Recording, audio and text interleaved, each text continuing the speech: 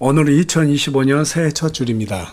이렇게 새해가 시작되는 첫 주일에 어떤 말씀을 나눠야 한 해를 잘 살아갈 힘을 얻을 수 있을까 고민하며 한 주 동안 성경 여러 구절을 살펴보다가 한 해를 시작하는 시점에서 우리에게 소망이 되는 그런 말씀을 전하면 좋겠다라는 생각을 하게 되었습니다. 그러던 중에 마치 작년부터 저와 여러분이 함께 나눴던 오늘 본문 말씀이 있는 요한일서 3장 1절에서 3절에 기록된 그리스도의 재림에 관한 내용을 나눌 차례가 되었습니다. 그래서 오늘은 재림의 소망이라는 주제로 여러분과 함께 말씀을 나누고자 준비했습니다. 오늘 말씀을 나눌 때 저와 여러분이 하나님의 자녀로서 주님 오실 그날에 맞이하게 될 영광이 얼마나 큰지 바로 알고 2025년에는 주님의 재림이 저와 여러분에게 큰 소망이 되어서 영적인 군사로 잘 갖춰지는 그러한 귀한 은혜의 시간이 되기를 간절히 소망합니다.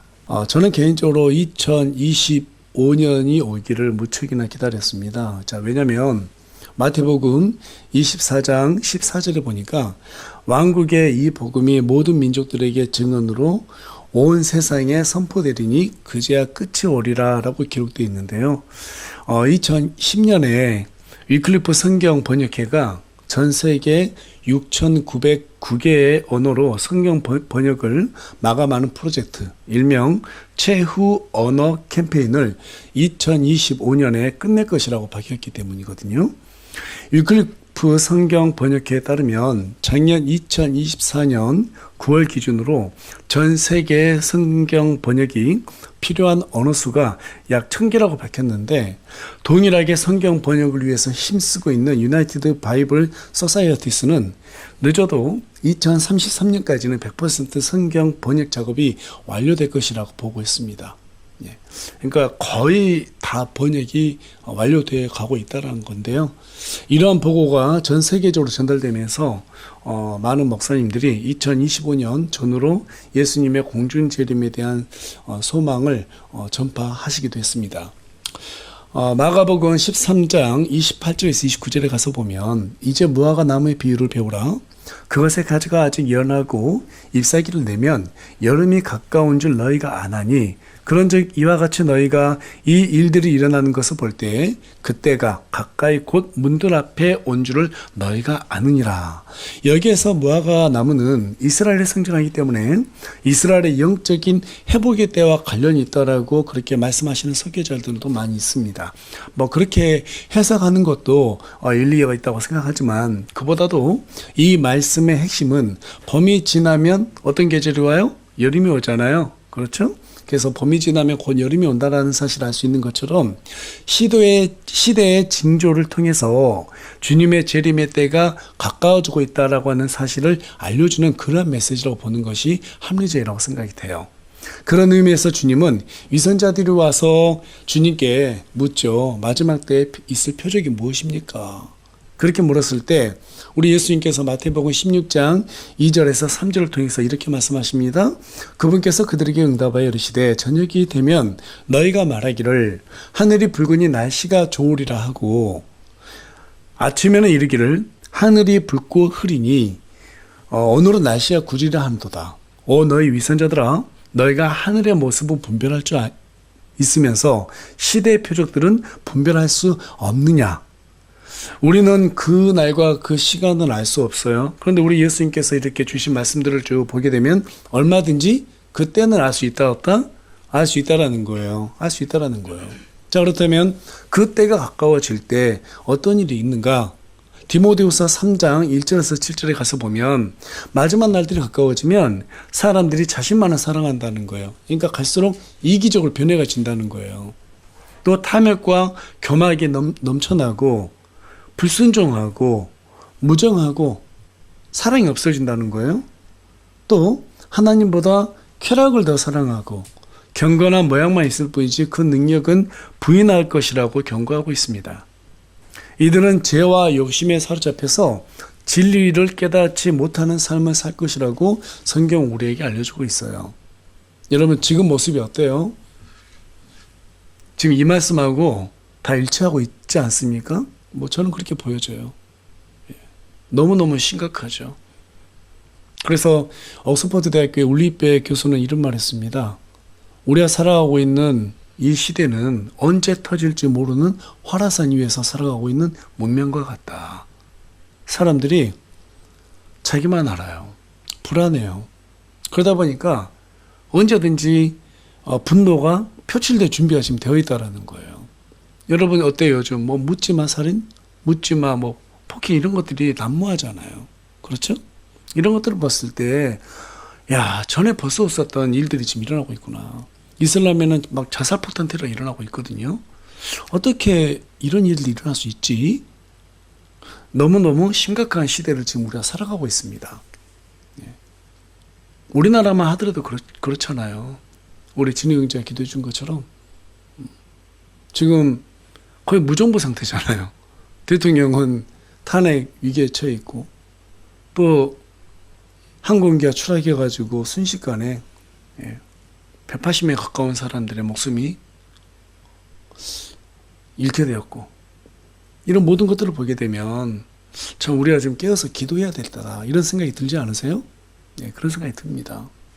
여러분, 그런데요, 이미 이러한 일들은요 초대교회 때부터 시작이 됐습니다. 그래서 오늘 본문을 기록한 사도 요한은 당시 믿음으로 인해서 아주 힘겹게 고난을 버티고 있던 유대인들에게 주님의 공중 재림을 언급하면서 한 줄기 빛과 같은 소망을 제공해 줬어요.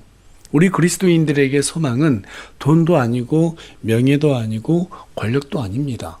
다시 오실 우리 주 예수 그리스도의 재림을 기다리는 거예요. 고대하는 거예요. 여러분 맞아요? 저는 개인적으로 그리스도의 초림을 보기 전까지 죽음을 보지 않을 것이라고 계시를 받았던 시몬처럼 죽지 않고 살아서 다시 오실 우리 주 예수 그리스도의 그 재림의 영광을 직접 두 눈으로 보고 참여하기를 원합니다. 물론 죽어도 참여하죠, 당연히. 그렇죠? 근데 가급적이면 죽지 않고 살아서 예수님 오시는 것을 참 봤으면 좋겠어요. 저한테 예전에 그랬거든요. 한 10몇 년 전에도 앞에 나가서 각자의 소망이 무엇인지 이렇게 새해 첫날 목사님이 나와서 얘기하라고 그럴 때 저는 망설이지 않고 딱 이 얘기를 했어요. 시몬처럼 죽지 않고 살아서 주님의 재림을 받고 싶다. 그래서 요즘 건강관리 좀 열심히 하고 있습니다. 그때까지 살아야 될 거 아니에요. 여러분, 주님의 재림에 소망을 두시기 바랍니다. 그 소망이 세상에 대한 두려움도 이기게 해줍니다. 이 세상에 대한 미련도 물리치게 해줍니다. 여러분 믿으세요? 그렇다면 주님의 공중재림이 어떻게 이루어질까? 머릿속으로 상상하면서 우리 다 같이 관련된 이 구절들 좀 살펴보기 원합니다. 먼저 고린도전서 15장 51절에서 53절까지 말씀을 다 같이 한 목소리 읽겠습니다. 시작. 보라, 내가 너에게 한 신비를 보이노니 우리가 다 잠자지 아니하고 마지막 나팔 소리가 날 때에 눈 깜짝할 사이에 순식간에 다 변화되리라. 나팔 소리가 나매 죽은 자들이 썩지 아니할 것으로 일으켜지며 우리가 변화되리니 이는 이 썩을 것을 반드시 썩지 아니함을 보고 입고 이 죽을 것이 반드시 죽지 아니함을 입을 것이기 때문이라. 주님이 강림하실 때 하늘에서 나팔 소리 나는데요. 그때 죽은 자들이 무덤에서 일어나고 그 뒤에 우리의 몸도 눈 깜짝할 사이에 썩지 않을 몸으로 변한다는 거예요. 우리 예수님처럼 그렇게 그러한 몸으로 영광스러운 모습으로 변한다고 말하고 있습니다. 자, 그 몸이 어떤 몸인가? 구체적으로 빌립보서 3장 22절은 이렇게 기술하고 있습니다. 그분께서는 참으로 모든 것을 자기에게 복종시킬 수 있는 능력을 써서 그 능력대로 우리의 천한 몸을 변화시켜 자신의 영광스러운 몸과 같게 만드시리라. 우리의 천한 몸, 죄 덩어리인 우리의 몸을 우리 예수님처럼 죄 없는 몸으로 하나님께서 받으실 만한 그런 영광스러운 몸으로 순식간에 변화시켜 준다는 거예요. 순식간에. 여러분, 우리가 하나님의 자녀이기 때문에 그러한 영광을 누릴 수 있다라고 오늘 성경 본문 1절은 우리에게 말해주고 있습니다. 계속해서 데살로니가전서 4장 16절하고 17절도 우리 다 같이 한 목소리 읽겠습니다. 시작. 주께서 호령과 천사장의 음성과 하나님의 나팔 소리와 함께 친히 하늘로부터 내려오시리니 그리스도 안에서 죽은 자들이 먼저 일어나고 그 뒤에 살아서 남아있는 우리가 그들과 함께 구름들 속으로 채 올라가 공중에서 주를 만나리라. 그리하여 우리가 항상 주와 함께 있으리라. 죽은 자들이 살아있는 자보다 먼저 일어나고 그 뒤에 살아서 남아있는 자들이 공중으로 올라가 주를 만나게 된다라는 거예요. 예. 저와 여러분 어떠세요? 살아있을 때 주님이 오시길 바라시죠? 예. 정말 그렇게 됐으면 좋겠어요. 자, 그런데 이러한 주님의 휴거가 일어난 다음에 어떻게 되는가? 그 뒤에는 이것도 우리가 알아야지 진짜 소망이 완성되지 않겠어요? 그냥 휴거만 되어 끝난다? 그게 아니라는 거죠. 자, 그 뒤에 어떻게 되는가? 요한복음 14장 2절에서 3절 말씀입니다. 우리 다 같이 큰 목소리 읽겠습니다. 시작. 내 아버지 집에 거할 것이 많도다. 그렇지 않으면 내가 너희에게 말해 주었으리라. 내가 너희를 위해 처소를 예비하러 가노니 가서 너희를 위해 처소를 예비하면 내가 다시 와서 너희를 내게로 받아들여 내가 있는 곳 거기에 너희도 있게 하리라. 예. 주님이 아버지 하나님의 집에 우리가 영원히 거하게 될 그러한 집을 마련해 주시고 지금 마련하고 계세요. 그리고 우리를 그곳으로 안내해 주겠다는 거예요. 우리나라 집값 얼마나 비싸요. 그렇죠? 예, 여러분 하늘의 왕국에 가면은요 집값 걱정할 필요가 하나도 없어요. 우리 하나님께서 우리가 거할 가장 좋을 곳을 다 준비해 주시겠다라는 거예요. 얼마나 감사해요. 그냥 예수님을 믿기만 했는데 우리를 위한 집을 다 준비해 준다는 거예요. 또 이 구절 가지고 어떤 분들은 예수님 잘 믿으면 이 땅에서 집 준다 이렇게 말하는데 그 현혹되지 마세요. 그런 의미가 아닙니다. 정말 그렇게 말씀하신 분이 옛날에 많았습니다. 노래도 있잖아요. 마음을 다하고 뜻을 다하여 하나님을 섬기면 뭐 너를 위한 집을 주랴 이런 말 하는데 그래서 많은 분들이 뭐 이 땅에서 하나님이 집을 준다 그 엉터리고요. 그런 말이 아니고 하나님께서 우리가 영원히 거할 수 있는 그러한 집을 마련해 주겠다라는 거예요. 자, 그곳이 어딘가? 요한계시록 21장 2절에 가서 보니까 요한이 봤습니다. 미리. 나 요한이 보니 거룩한 도시 새 예루살렘이 신부가 자기 남편을 위해 단장한 것 같이 예배하고 하늘에서 하나님으로부터 내려오더라. 계속해서 21장 12절에 가서 보니까 그 도시에는 크고 높은 성벽이 있었고 12문이 있었으며 그 문들에 12천사가 있었고 그 문들 위에 이름들이 기록되어 있었는데 그것들은 이스라엘의 자손들 12지파의 이름들이니라. 계속해서 21장 16절에 가서 보니까 그 도시의 모양이 정확하게 묘사되어 있어요. 그 도시는 네모 반듯하게 놓여 있고 길이가 너비만큼 크니라.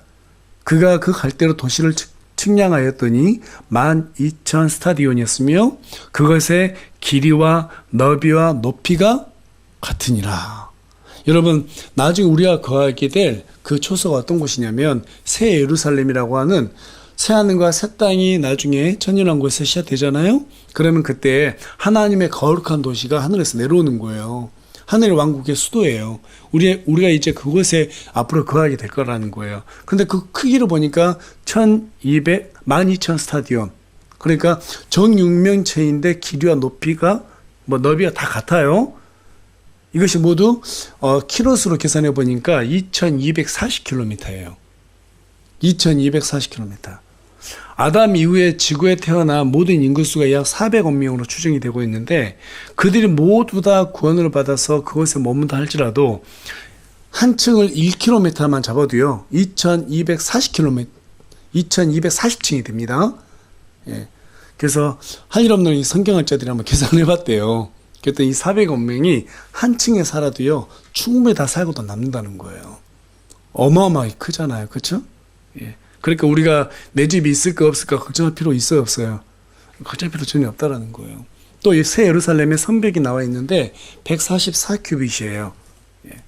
65m라는 거예요. 그 벽 높이만 65m. 또 12개의 문이 있다고 그러죠. 동서남북으로 3개씩 이렇게 문이 있는데 그 문들이 천사들이 다 지키고 있고요. 또 그 거리를 보니까 투명한 유리 같은 승금으로 되어 있다고 말하고 있어요. 그 안에는 하나님의 왕자와 생명수의 강이 있고 그 양쪽에는 생명나무들이 있다고 시편 46편 4절, 시편 103편 19절, 요한계시록 22장 1절 2절은 기록해주고 있습니다. 여러분, 그곳에는 슬픔과 고통이 있어요, 없어요? 없어요.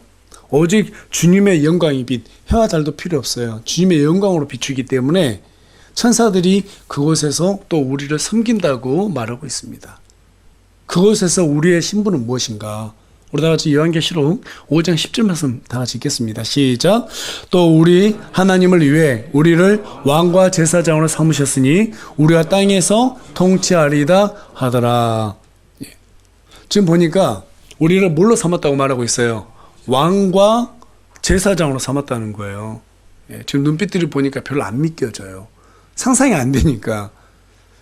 그런데 분명히 성경 우리에게 기록해주고 있어요. 너희들이 왕이 될 것이다. 너희들이 정말로 제사장이 된다. 이 얘기를 하고 있거든요. 구체적으로 요한계시록 20장 4절에서 6절 가서 보면 성도들은 천년왕국 동안 예수 그리스도와 함께 왕의 권세를 가지고 그리스도의 통치를 돕는 역할을 하게 된다고 말하고 있습니다. 또 뿐만 아니라 하나님과의 교제를 돕고 그의 뜻을 전달하는 중보자 역할하는 제사장의 역할을 감당하게 될 것이라고 우리에게 자세하게 말해주고 있어요. 또 고린도전서 6장 2절에서 3절 가서 보니까 천년왕국 동안에 예수님과 함께 세상을 심판할 권세를 받은 영적 통치자로서 저와 여러분이 세상과 천사들에게 하나님의 뜻을 집행한다고 말하고 있습니다. 우리가 천사들의 심지어는 판단한다고까지 말하고 있어요. 계속해서 스가랴서 8장 23절에 따르면 그때 우리와 같은 이방인이나 유대인의 차이가 있다 없다? 차이가 없다라는 거예요. 그러나 유대인들과 이방인들의 차이점이 이 땅에 있는 동안에는 존재하고 있어요. 그 차이점이 무엇일까요? 계시록 3장 10절에 가서 보니까 내가 나의 인내의 말을 지켰으므로 나도 너를 지켜 땅에 거하는 자들을 시험하기 위해 앞으로 온 세상에 닥칠 시험의 시간을 면하게 하리라.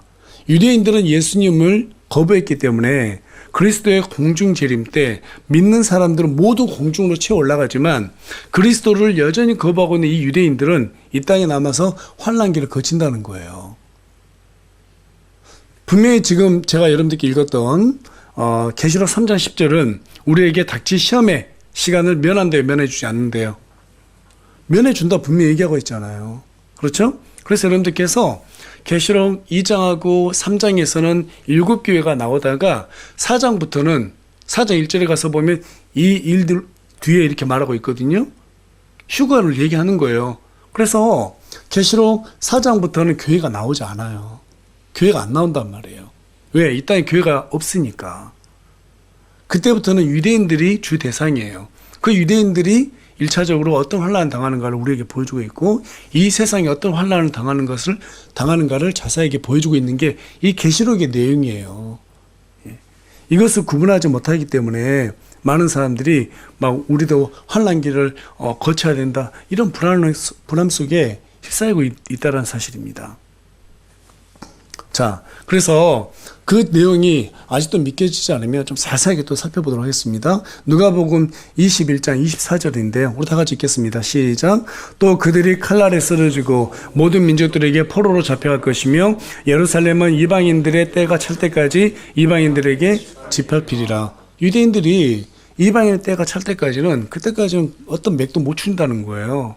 또 로마서 11장 25절에 가서 보면 형제들아 너희가 스스로 지혜로운 것으로 여기지 않게 하기 위하여 이 신비에 대해 너희가 모르기를 내가 원치 아니하노니 그것은 곧 이방인들의 충만함이 들어올 때까지 일부가 눈먼는 일이 이스라엘에게 일어났다는 것이라.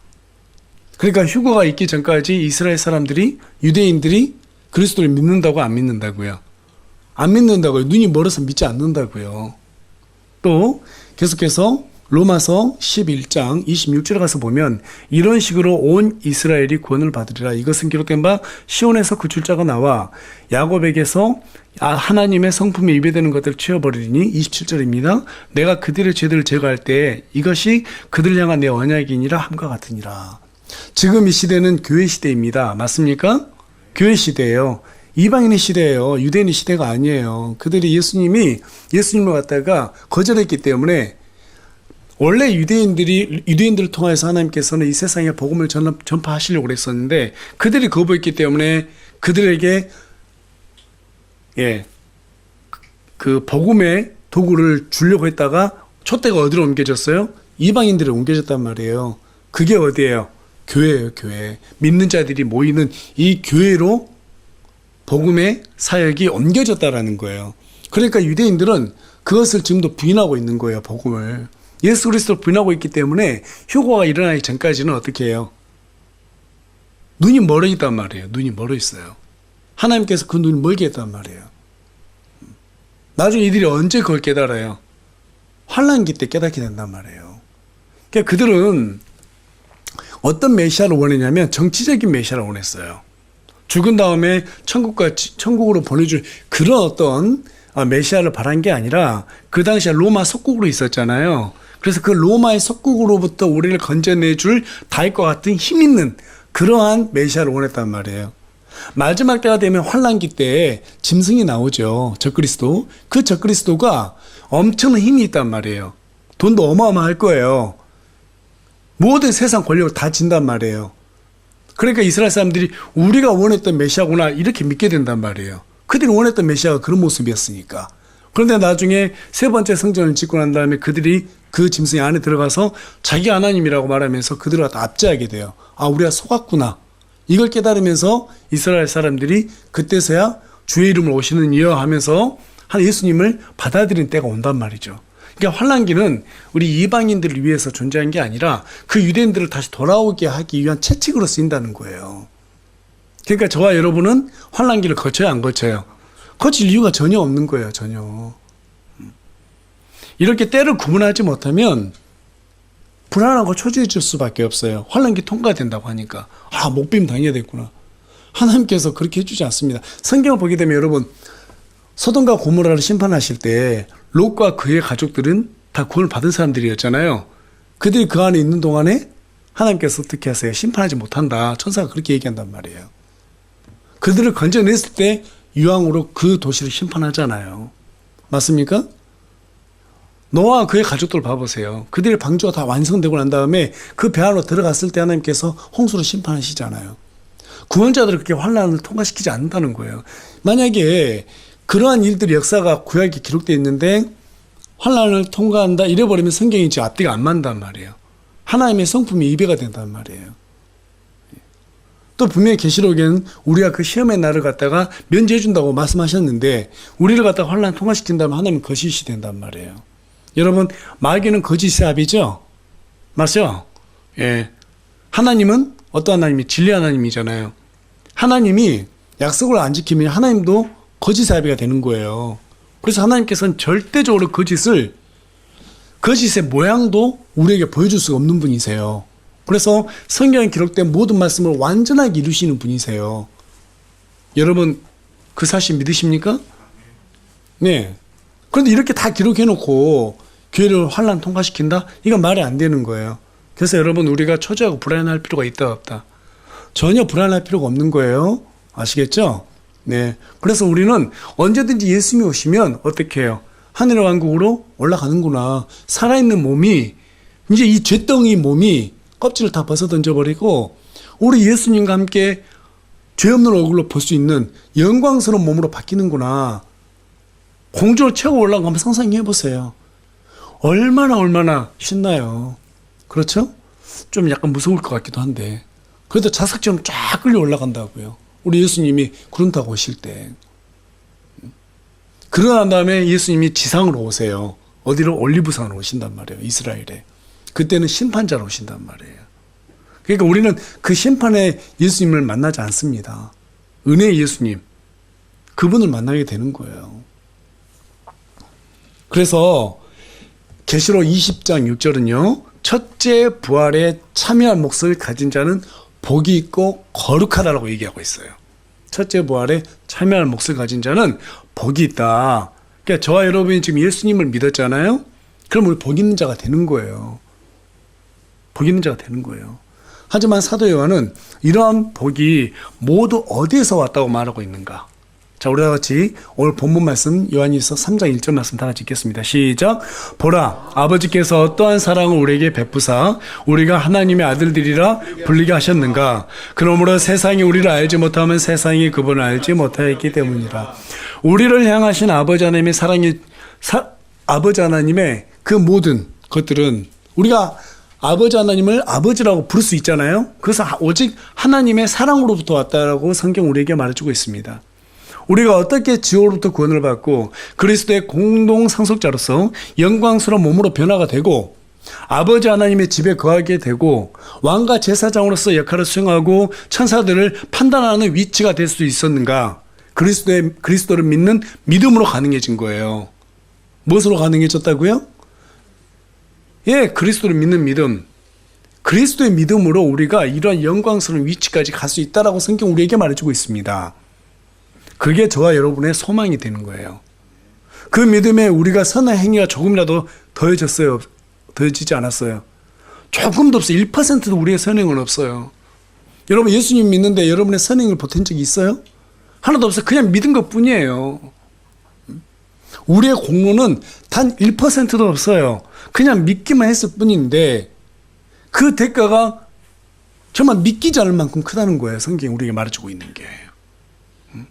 그러니까 우리가 그때 나중에 예수님을 만나게 되면 어떻게 돼요? 24장로들이 자신들의 왕관을 벗어 던진다고 하잖아요. 그거 받을 자격이 없다라는 거예요. 내가 한 게 뭐가 있는데 그냥 믿기만 했는데 하나님께서 이 엄청난 지위와 이치를 우리에게 허락하신다는 거예요. 그때 그러니까 저와 여러분이 무릎 꿇고 다 엎드려서 회개할 수밖에 없는 거예요. 어떻게 나 같은 인간한테, 나 같은 존재한테 이러한 큰 은혜를 베푸십니까? 천사가 저와 여러분을 각자의 집이 마련됐다고 하니까 딱 데려갔는데 그 집이 우리가 생각했던 것보다 멋있고 너무너무 아름다워요.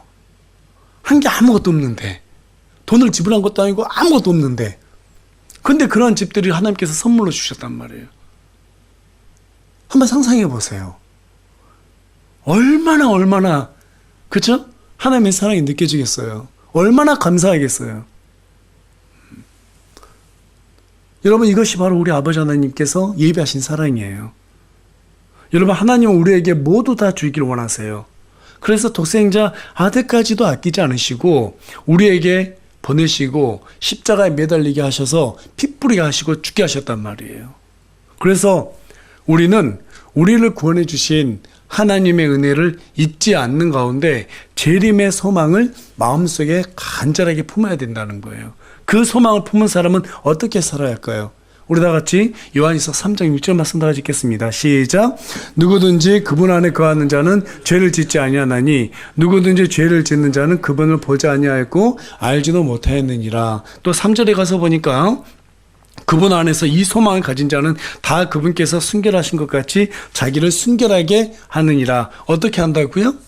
순결하게 한다고요. 죄를 짓지 않고 거룩하게 살면서 순결한 신부로서 이 세상을 살아가야 된다라고 우리에게 사도 요한이 말해주고 있어요. 이 말씀은 구원받은 자는 죄를 짓지 못한다는 말이 아니에요. 말씀 안에 거하는 사람, 즉 말씀의 지배를 받는 거룩한 사람은 말씀이 양심에 간섭을 주기 때문에 그것을 알게 되고 그것으로 인해서 죄에게서 떠나게 된다 이 말이에요. 따라서 성도에게 거룩은 선택이 아닙니다. 명령입니다. 거룩하게 살려면 하나님의 말씀에 사로잡혀야 합니다. 그러나 머리로는 알면서도 거룩을 경시 여기는 사람은 거룩의 기준을 스스로 결정하게 되는데 그 원래관에서 윌리엄 거널 목사님께서 이렇게 표현하셨어요. 우리의 죄는 엔진이요 사탄은 그것을 움직이는 기술자다. 정욕은 미끼요 사탄은 그 미끼를 사용하는 낚시꾼이다. 사탄과 우리의 정욕이 힘을 합칠 때 죄가 완성이 된다. 야고보서 1장 14절은 마음이 자기 욕심에 미혹될 때 힘을 받는다 우리에게 말해주고 있습니다. 말씀대로 살아보겠다고 결심한다면 또 결심했다면 저와 여러분은 죄의 기준을 함부로 결정하지 말아야 합니다. 거룩의 기준은 말씀이고 그 기준에 따라 살아갈 때 우리는 그리스도의 거룩한 신부의 삶을 살아낼 수 있다는 거예요. 여러분 동의하십니까? 예. 따라서 모든 문제의 핵심은 무엇이냐? 마음이라는 거예요. 그래서 잠언 4장 23절은 뭐라고 말합니까? 우리 다 같이 읽겠습니다. 시작. 열심을 다해 내 마음을 지키라. 생명의 산물들이 거기에서 나오느니라. 열심을 다해서 마음을 지키는 것은 이제 오실 우리 주 예수 그리스도의 재림에 대한 소망을 품었을 때 그 일이 가능해지는 거예요. 그 일이 가능해지는 거예요. 그때 예수님 만날 때 내가 내가 회개복을 할까? 내가 정말 주님 앞에 어떤 모습으로 설까?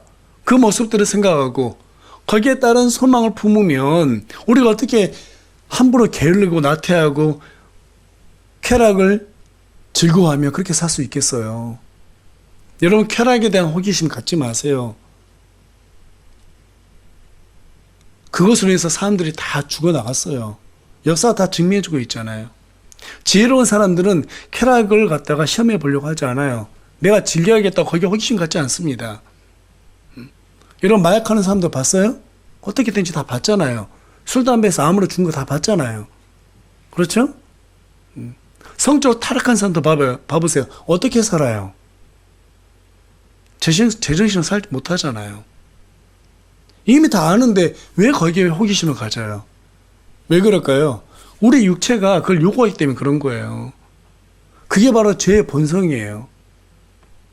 그것을 끌어내야지만이 우리가 거꾸로 뒤집어서 말하면 그리스도의 재림에 대한 소망을 품을 수 있게 되는 거예요. 또 그것을 품었을 때 그것들을 이겨낼 수 있는 힘이 있는 거예요. 그걸 누가 결정해요? 자, 우리 손 한번 펴보세요. 손 펴보세요. 가슴 딱 쳐보세요. 내가 결정하는 거예요. 내 의지예요. 하나님을 믿는 것도 내 의지대로 믿었잖아요. 그렇죠? 그러면 죄를 거부하는 것도 내 의지로 거부할 수 있는 거예요. 우리 안에 그 능력이 있어요, 없어요? 이미 하나님께서 주셨어요. 그 능력이 있어요. 그런데 절제하지 못하기 때문에, 내가 그 죄를 사랑하기 때문에, 사랑하고 하나님께 교묘하게 나중에 죄송하다라고 회개하면 된다라는 그 자기 합리화, 그런 교묘한 하나님을 속이려고 하는 그러한 속임수, 자기 자신을 속이는 그런 행위, 그런 생각, 그런 마음, 그것 때문에 우리가 죄를 사랑하게 되는 거예요. 밀착하게 되는 거예요. 그렇게 되면 그리스도에 대한 재림에 대한 소망을 품을 수가 없게 되는 겁니다. 그래서 우리가 이 소망을 품기 위해서 어떤 자세를 가져야 할까요? 우리 다 같이 히브리서 11장 13절 말씀 한 목소리로 크게 읽겠습니다. 시작. 이들은 다 믿음 안에서 죽었고 약속하신 것들을 받지 못하였으나 멀리서 그것들을 보고 확신하며 끌어안았고 또 땅에서는 자기들이 나그네와 순례자임을 고백하였으니 믿음을 지킨 구약 성도들은 초림 그리스도를 소망으로 끌어안았다고 지금 얘기하고 있어요. 여러분, 아브라함을 봐보세요. 이삭, 야곱을 봐보세요. 다윗과 모세, 이런 모든 사람들을 봐보세요. 오실 예수님, 메시아, 그분만을 간절하게 바라면서 그 일을 위해서 끌어안았다고 말해요. 죽는 그 순간까지도 행복하게 죽었다고 얘기하고 있어요. 따라서 여러분, 성도들은요, 하나님을 기다리는 존재예요. 구약 성도들은 초림하실 예수님을 기다렸고요. 우리는 다시 오실 예수님을 기다리는 존재들이에요. 맞습니까? 예. 그런 사람들이 어떤 고백을 했는가? 땅에서는 자기들이 나그네라고 그랬어요. 나그네. 순례자다. 다시 말해서 이 땅은 잠시 머물다가 가는 곳이다.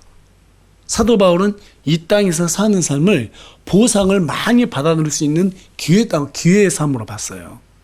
기회의 삶으로 봤어요. 따라서 저와 여러분이 그리스도의 재림을 사모하는 것을 소망으로 마음속에 품고 살아가기 위해서는 이 세상의 삶보다도 하나님의 뜻을 이루는 것을 삶의 첫 순위를 두고 살아가야 하는 것입니다. 그래서 제가 여러분들께 설교 시간마다 얘기하는 게 뭐예요? 마태복음 6장 33절. 첫째로 하나님의 왕국과 그분의 의를 구하라. 거기까지만 얘기했죠. 근데 그 다음은 뭐라고 돼 있어요? 그러면 이 모든 것을 너희에게 더하여 주시리라. 더하여 주시리라. 염려하지 않게 해준다는 거예요.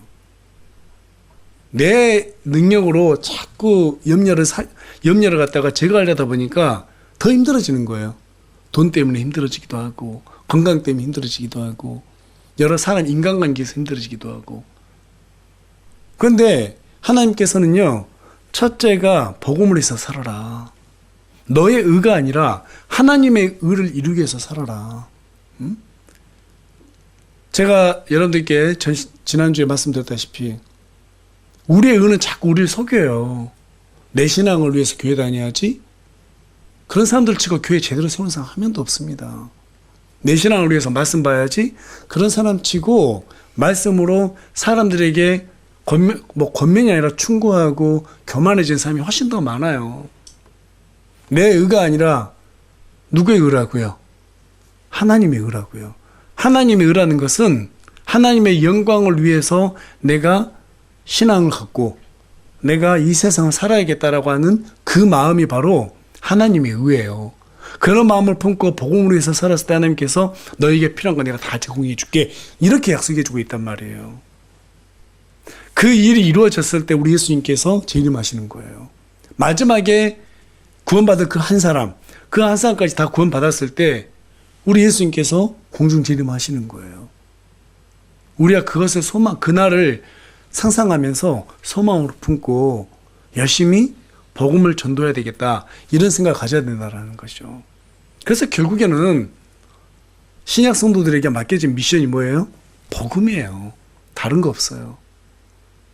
주일날 와가지고 이렇게 말씀 듣고 영적으로 회복해서 내가 잘못된 게 무엇이지 교정하고 또 자세를 바로 잡고 각자 일터로 가서 복음 전하세요. 친구들 만나도 같이 막 술 마시고 그러지 마시고 복음을 전하세요. 그리고 그들을 교회를 인도하세요. 또 여기에서 그들이 말씀을 듣고 성장해서 또 다른 사람들에게 복음을 전할 거 아니에요. 그렇죠? 그러면 하나님의 왕국이 이 땅에서도 점점 부흥한단 말이에요. 그리고 마지막 한 사람이 구원을 받으면 그때 우리 예수님께서 이 땅에 오시는 거예요. 저와 여러분이 이 복음으로 해서 살아갈 때 이 세상의 정욕과 탐욕을 멀리하는 순결하고 거룩한 삶을 살아갈 능력을 얻게 되고 낙심하지 않고 늘 주님의 은혜에 감사하며 기뻐하는 삶을 살아갈 수 있게 될 것입니다. 믿으십니까? 네, 그런 믿음을 소유하는 2025년이 되기를 간절히 소망합니다.